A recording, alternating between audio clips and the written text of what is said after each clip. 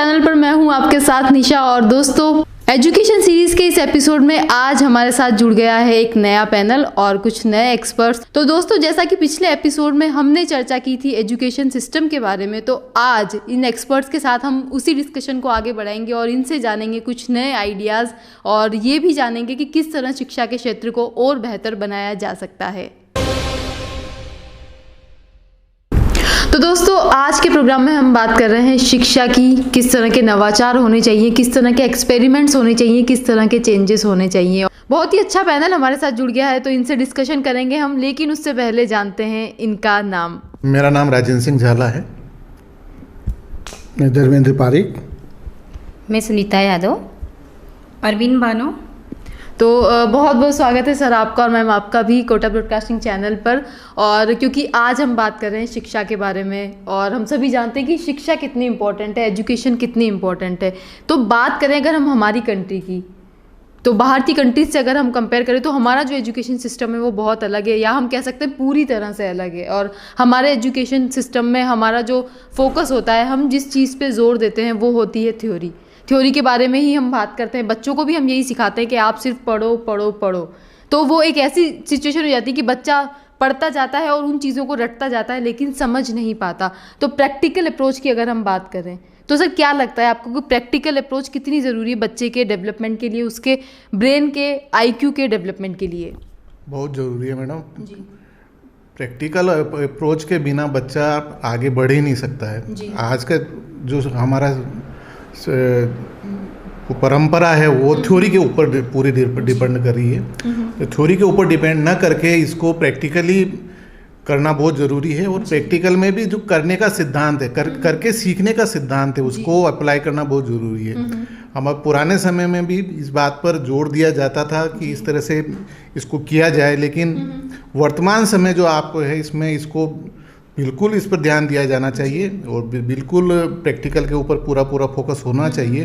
बगैर प्रैक्टिकल के बच्चा आगे बढ़ नहीं सकता, क्योंकि जब तक बच्चा स्वयं किसी कार्य को नहीं करेगा, करके नहीं सीखेगा, वो उसके दिमाग में ज़्यादा समय तक रह नहीं सकता है। थ्योरी वाली बात उसके दिमाग में रहती है तो वो कम समय के लिए रहती है। लेकिन जिस कार्य को हम एक बार कर लेते हैं और उस कार्य को वो हमारे दिमाग में अमिट हो जाता है, हमारे दिमाग में लंबे समय तक रहता है। इसलिए प्रैक्टिकल का बहुत बड़ा महत्व है। और करके जो सीखता है बच्चा आज के समय में, क्योंकि जो कि मनोविज्ञान आज का प्रादुर्भाव हमारे इसमें हो चुका है। और मनोविज्ञान ये कहती है कि बच्चों को जो भी कार्य करवाएं आप, उसमें बच्चों का रोल सबसे ज़्यादा होना चाहिए। जी, तो सर दो इम्पॉर्टेंट चीज़ें आपने यहाँ पर बताई, एक्सपेरिमेंट और एक्सपीरियंस। सबसे पहले बच्चों को एक्सपेरिमेंट करवाना ज़रूरी है और बच्चे उन एक्सपेरिमेंट को खुद करें, खुद एक्सपीरियंस करें, तो ही वो बेटर सीख पाएंगे। ये बहुत अच्छे पॉइंट्स यहाँ पर निकल कर आए हैं दोस्तों। और इसके बाद जब हम बात करते हैं हमारी शिक्षा के पैटर्न की, तो जैसा कि सर ने कहा कि प्रैक्टिकल अप्रोच बहुत ज़रूरी है। इसके अलावा हमारा जो पैटर्न है शिक्षा का, बच्चे बहुत मिसगाइडेड रहते हैं। बच्चा जब स्कूल अपना पास आउट हो जाता है तब तक भी उसे अपना एक ट्रैक पता नहीं होता है। वो कन्फ्यूजन में रहता है कि मुझे क्या सब्जेक्ट लेना है, मुझे आगे क्या करना है। तो सर क्या लगता है आपको, पेरेंट्स का और जो टीचर्स है उनका कितना इंपॉर्टेंट रोल है बच्चे को ये डिसाइड करवाने के लिए कि आपका इंटरेस्ट क्या है? सबसे पहली चीज़ पहचानना ज़रूरी है बच्चे का इंटरेस्ट किस चीज़ में है। तो कैसे बच्चे के इंटरेस्ट को पहचाना जाए और कैसे उसकी जो एनर्जी है उसे उस डायरेक्शन में चैनलाइज किया जाए? बच्चे को उस ट्रैक पर चलने के लिए हम कह सकते हैं, बच्चे को हम बता सकते हैं कि ये डायरेक्शन आपके लिए सही रहेगा। देखिए, ये आजकल वर्तमान में बहुत बड़ी समस्या है जी कि बच्चा स्वयं भी ये नहीं जान पाता है कि मुझे आगे क्या करना चाहिए। वो बिल्कुल ये मतलब जो चाल चली आती है उसकी, उस पर भेड़ चाल के अंदर वो चलता रहता है। लेकिन बच्चा को सही मार्गदर्शन मिले तो वो आगे जाके जो अपने अच्छे भविष्य का निर्माण कर सकता है और एक समाज में अपने अच्छी भूमिका निभा सकता है। तो इसके लिए चाहिए कि शिक्षक उसके लिए बहुत महत्वपूर्ण होता है। शिक्षक उसकी रुचि को पहचाने कि उसकी कहाँ पर रुचि है, लेकिन उस रुचि के अनुसार उसको ये बताए कि वर्तमान में उसके लिए जो है कौन सा कोर्सेज, हमारे यहाँ पर कई प्रकार के कोर्सेज हैं, है ना, लेकिन उन कोर्सों की जानकारी भी जो है छात्र को नहीं होती है। तो सबसे पहली बात तो ये है कि जितने भी आजकल नए कोर्सेज नवाचार चले आ रहे हैं उनके बारे में पूरा ज्ञान जो है बच्चों को दे और उसकी रुचि को पहचानते हुए उसको जो है नए कोर्स बताएं और उसके बारे में जो है वो उसको अपना गाइडेंस करे, है ना। इसलिए तभी जाके जो है बच्चा जो है नया कोर्स चुन के और अपनी रुचि के अनुसार चुनकर जो है जो रोल प्ले कर सकता रोल है प्ले वो बच्चे अच्छा की। कर सकता है जी। आगे के लिए। 12th तक पहले बच्चा स्कूलिंग करेगा, उसके बाद ग्रेजुएशन करेगा, और वो तब तक एक कन्फ्यूजन वाली सिचुएशन में रहता है। जबकि बाहर की कंट्रीज़ की हम बात करें तो वहाँ पर प्रैक्टिकल अप्रोच को इम्पोर्टेंस दी जाती है, एक्सपेरिमेंट्स को इम्पोर्टेंस दी जाती है। वहाँ पर बच्चों को सिर्फ पढ़ाया नहीं जाता, वहाँ पर बच्चों को सिखाया जाता है। तो मैम क्या लगता है आपको कि किस तरह से वो चीज़ें हमें भी एडअप करनी चाहिए अपने एजुकेशन सिस्टम में, ताकि बच्चा शुरू से ही सीखे, बच्चा सिर्फ पढ़े ना, बच्चा सिर्फ रटे ना, बच्चा सीखना शुरू करे, बच्चा इंटरेस्ट लेना शुरू करे? हमें कुछ इस नई तरह की तकनीकों को अपनाना चाहिए जिससे कि हम बच्चों को बाहरी विदेशी जो कंट्री है उससे जोड़ सके कि किस प्रकार वहाँ बच्चे कार्य करते हैं। पढ़ने की अपेक्षा वो अपने कार्य को कर सीखने की कि नई नई तकनीकों के माध्यम से करने का वो अपना कार्य करते हैं। इसी आधार पर हम उसको जोड़ने, हमारे जो बच्चे विद्यार्थी हैं उनको भी हम उसी तरह जोड़ने, शिक्षा उस प्रकार की पद्धतियाँ अपनाएं, नवीन तकनीकों को, जिसके माध्यम से हम उनको शिक्षा ग्रहण करा सकें, ना कि हम किताबी ज्ञान को महत्व प्रदान करें, जिससे कि जो बालक है हमारा आगे जो फॉरेन कंट्री है, विदेशी कंट्रियाँ हैं, वहाँ उसी के आधार तरीके से वो हमारा जो बालक है तैयार हम उसे कर सकें। और इसके लिए हमें नवीन तकनीकों को स्वयं अपनाना चाहिए, उसके आधार पर फिर हमें बच्चों को भी उसी टेक्निक से उनको जोड़ने का प्रयास पूरा प्रयत्न करना चाहिए उनको, जिससे कि वो आगे चलकर अपने भविष्य का निर्माण कर सके और अपने कार्य को बहुत अधिक इम्पोर्टेंस प्रदान कर सके। मैम एजुकेशन सिस्टम की जब हम बात करते हैं तो हम सभी जानते हैं कि प्लस माइनस बहुत सारी चीज़ें हैं, और कई जगह पे हमें बहुत ज़्यादा इनोवेटिव होने की ज़रूरत है, बहुत ज़्यादा क्रिएटिव होने की ज़रूरत है, और कुछ चीज़ें हैं जिन्हें इम्प्रूव करना बहुत ज़रूरी है, ताकि हमारे जो बच्चे हैं, हमारे देश का जो भविष्य है, जो युवा है, वो आगे जाकर बहुत अच्छा काम कर सके, हमारे देश का नाम रोशन कर सके। और ये भी हम कह सकते हैं कि हमारे देश में टैलेंट की कोई कमी नहीं है, क्योंकि जो बड़ी बड़ी कंपनीज़ है देश में विदेश में जहाँ भी हम देखें तो सभी जगह पर इंडियंस हैं और बहुत अच्छा काम कर रहे हैं। तो फिर भी कहीं ना कहीं ऐसा फील होता है कि हम पिछड़ रहे हैं, हम पीछे हैं। तो क्यों ऐसा है, क्यों हमें ये फीलिंग होती है, क्यों हमारे जो स्टूडेंट्स हैं वो उतना अच्छा परफॉर्म नहीं कर पाते जितना उनके अंदर पोटेंशियल है? तो सबसे पहली बात है कि बच्चे जिनमें ज़्यादा अच्छा टैलेंट होता है वो ज़्यादातर मिडिल क्लास होते हैं, और कुछ ऐसे होते हैं जिनके पास कुछ भी सुविधाएं नहीं होती, लेकिन उनमें टैलेंट उनसे ज़्यादा बेहतर होता है जिनके पास सुविधाएं हैं। लेकिन उन बच्चों को ना तो इस चीज़ की जानकारी मिल पाती है कि उनके टैलेंट को दिखाने के लिए प्लेटफॉर्म कहाँ पर है, वहाँ तक कैसे जाया जाए, और कौन से साधन हैं जिससे वो उनको यूज़ करके और अच्छी तरह अपने टैलेंट को बाहर निकाल सकते हैं।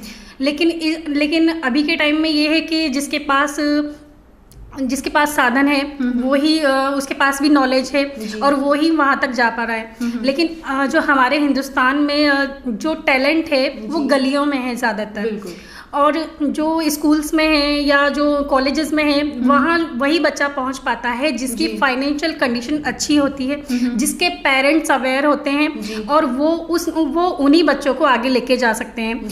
तो इसीलिए जो मतलब नेचुरल टैलेंट है वो लोअर क्लास में होता है, पिछड़ जाता हाँ है। तो इसीलिए उनको अच्छा एक प्लेटफॉर्म नहीं मिल पाता है, और जो जहाँ से हम बदलाव ला सकते हैं उन बच्चों को हम मौका नहीं दे पाते हैं।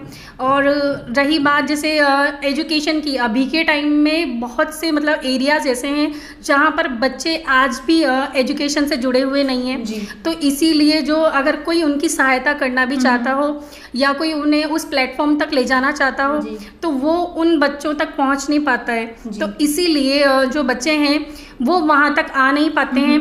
और जो शिक्षा पद्धति है या जो भी हमारे मतलब जितना भी इंडिया का टैलेंट है, इसीलिए चाहे वो नेशनल लेवल हो चाहे इंटरनेशनल लेवल हो, वो वहाँ तक पब्लिक की नॉलेज में नहीं आ पाता है। तो यही कारण मतलब मेन है हमारे मतलब ये इंडिया के पिछड़ने का, क्योंकि जो बच्चा है जो है मतलब टैलेंट वो सामने नहीं आ पाता है, वो सिर्फ अपनी जो एरिया है वहीं तक सीमित रह जाता है। इसमें इंटरेस्टेड और उसकी जो एनर्जी उसे कहाँ चैनलाइज किया जाए, बच्चे को किस डायरेक्शन में आगे बढ़ने के लिए मौका दिया जाए।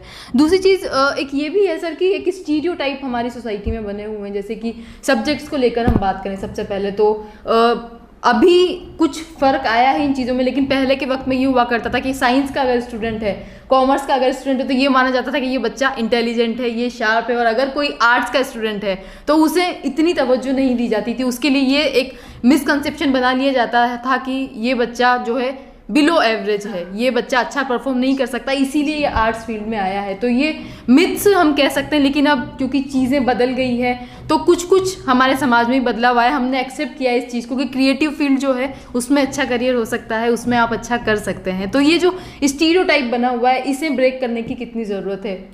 बहुत ज़रूरत है मैडम। इस तरह की जो धारणा बनी हुई है कि ये साइंस का स्टूडेंट है या कॉमर्स का स्टूडेंट है ये अच्छा करेगा, ऐसा कुछ नहीं है। आज के टाइम पे आर्ट्स वाले स्टूडेंट भी IAS RS फाइट कर रहे हैं और बहुत अच्छी तरह से फाइट कर रहे हैं, जो कि हमारे यहाँ की सबसे अच्छी टॉप संस्था है। RS बनना, IAS बनना कोई छोटी मोटी बात नहीं है। और ये अब जो आज के जो पेरेंट्स हैं वो भी, अब एक मेरे नॉन है, मैं उनका उदाहरण आपको दे रहा हूँ। उनकी बच्ची के 90% बनी है और 90% बनने पर भी उन्होंने अपनी बच्ची को आर्ट्स दिलाई है। क्यों दिलाई है? क्योंकि उसका इंटरेस्ट था। अब आप क्या हो क्या रहा है कि मान लो आपके बच्चे का इंटरेस्ट आर्ट्स में है और आपने उसको साइंस दिला दिया है। साइंस अगर वो नहीं पढ़ पाएगा तो आगे जाके क्या हो जाएगा, वो साइकोलॉजिकल रूप से, मनोवैज्ञानिक रूप से बच्चा दबाव में आएगा।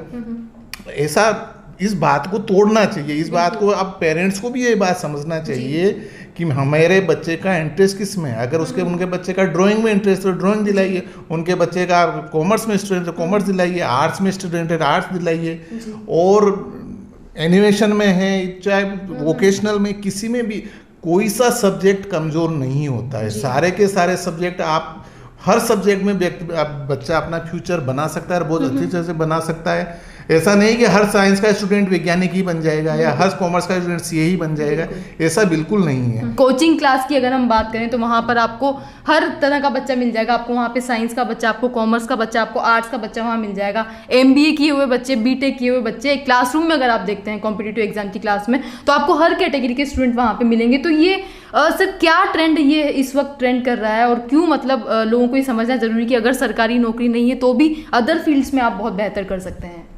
बिल्कुल, आप जो कह रहे हो, आज के टाइम पे बच्चा क्या, पेरेंट्स का सबसे ज़्यादा फोर्स रहता है बच्चे के ऊपर कि बेटा तेरे को क्या करना, चाहे तो पुलिस में सिपाही बन जाए, लेकिन सरकारी नौकरी, उनका ये मानना है कि सरकारी नौकरी होने के बाद अपन सेफ हो चुके हैं और अब अपन को कुछ करने के बाद जितनी भी है वो आपको तनख्वाह या सैलरी वो आती रहेगी। जबकि प्राइवेट सेक्टर में भी अगर बच्चे में इनोवेशन है, बच्चा अगर क्रिएटिव है, तो प्राइवेट सेक्टर में बहुत खुद अपना कुछ बिजनेस करे, अपनी ये करके और नौकरी दे दूसरों को। ये बहुत बड़ी बात है कि आज के टाइम पे बच्चा नौकरी देना नहीं चाहता, नौकर बनना पसंद करता है। ये सबसे महत्वपूर्ण बात हो चुकी है। और अब आप देखें, हमारे भारत की जनसंख्या 1 अरब 33 करोड़ जनसंख्या है। गवर्नमेंट किस किस को सरकारी नौकरी देगी, और सरकारी नौकरी में कितना कंपटीशन है ये आप जान सकते हैं। उस पर तो बच्चा सिर्फ से उसका फोकस वहीं पर रहता है। बिल्कुल। तो सर बहुत अच्छी बात ये आपने बोली, और मुझे लगता है कि हमारे सोसाइटी में हमें ये समझने की ज़रूरत है, पेरेंट्स को ये समझने की ज़रूरत है कि बच्चा किस चीज़ में इंटरेस्टेड है, आप उस चीज़ को समझें और बच्चे को उसी के लिए आप मोटिवेट करें, इंस्पायर करें, ताकि वो उसी फील्ड में बेहतर कर पाए। ना कि इसके कि आप प्रेशराइज करके बच्चे को किसी ऐसे फील्ड में जाने को मजबूर कर दे जहाँ पर आगे उसका कोई फ्यूचर ना हो, बच्चा फ्रस्ट्रेट हो जाए और बच्चा कोई ऐसा कदम उठा ले जो शायद उसे नहीं उठाना चाहिए। और ये ऐसी चीज़ें हैं दोस्तों जिन पर बात करना बहुत ज़रूरी है, क्योंकि ये जो माहौल है, ये जो वक्त है, ये इस तरह का वक्त है जब हर कोई परेशान है, हर कोई कन्फ्यूज है। और हम बड़ी शान से हम ये कहते हैं कि जो भारत देश है वो युवाओं का देश है, सबसे ज़्यादा युवा आबादी यहाँ पर है। लेकिन इस बात पर गौर करना बहुत ज़रूरी है कि जितनी ज़्यादा युवा आबादी भारत देश में है, भारत का युवा उतना ही परेशान है। तो दोस्तों, एजुकेशन सीरीज़ के इस दूसरे एपिसोड में आज हमारे साथ जुड़े थे कुछ बेहतरीन एक्सपर्ट्स, और इनसे हमने बात की शिक्षा के नवाचार के बारे में। और इसी सीरीज़ को हम दोस्तों आगे भी कंटिन्यू रखेंगे और अगले एपिसोड में हम आपसे जुड़ेंगे एक और नए पैनल के साथ। तब तक के लिए निशा को इजाज़त दीजिए। कोटा ब्रॉडकास्टिंग चैनल को अपना बहुत प्यार दें, लाइक करें, शेयर करें, सब्सक्राइब करें।